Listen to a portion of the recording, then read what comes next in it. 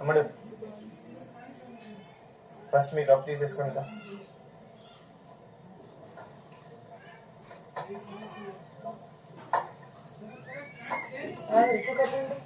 సుమన్ అన్నది.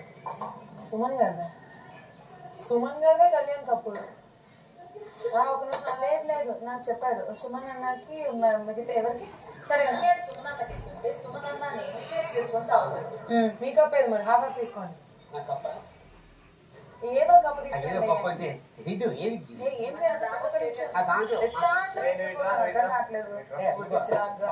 తాగాలని ఇంట్రెస్ట్ కూడా పోతున్నాం. నాదేం చిరాకు పడలేదు.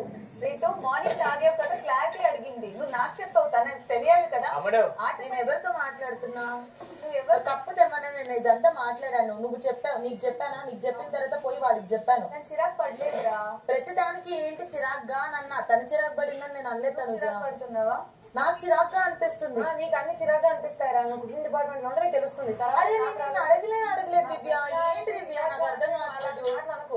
నా ప్రతిదాంటి ఏంటి చిరాగ్గా అని అన్నా నేను. నువ్వు చిరాకు పడ్డావని నేను అనట్లేదు. చిరాకు పడతా అనట్లేదు. నీకు చిరాకు వస్తుందా నేను పెద్దానికి మాట్లాడుతుంటే? అదే కదా అదే నేను ఈమెతో మాట్లాడపోయి ఆయనకు చెప్పాను. దాని తర్వాత ఆయన తప్పన్నాడు. నేను అడగడంలో తప్పేంటి? నేనే టీ కౌంట్ చెప్పింది. నాకు చెప్పాను కదా రేషన్ మేనేజర్ చెప్పాను. అందరికి వచ్చి చెప్పాను. నిన్ను అడిగాను నేను పవన్ అడుగుతున్నా. నేను తమిళ అడుగుతున్నా. మరి తప్పు తీసుకురామంది నన్ను కదా. నేను అందుకు వచ్చాను. నేను అందుకే బాగానే అడుగుతున్నా. మరి నా ప్రతి దాన్ని పొద్దున్న నుంచి నేను అడిగాను. రీతు నా కొత్త పార్టీ తాగండి మీరే.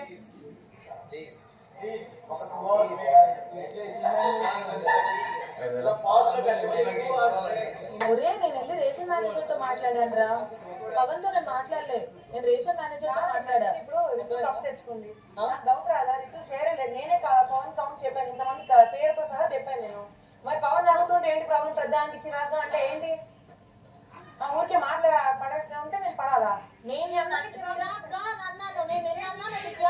నాకు చిరాగ్గా నువ్వు చిరాకు అని అన్నా కదా.